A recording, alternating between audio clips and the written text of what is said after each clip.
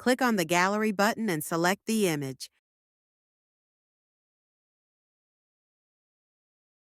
Now click on Filters and use the filters as per your need.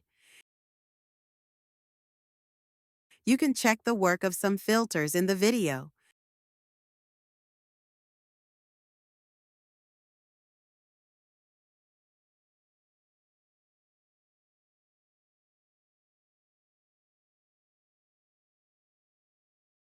You can also make custom templates. You can add and remove filters in the template.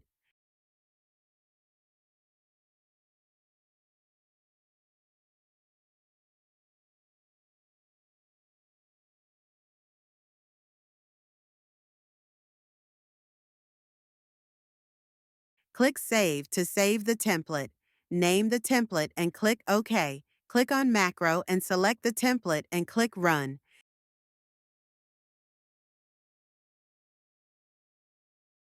Click on the Annotations button and use the tools as shown in the video.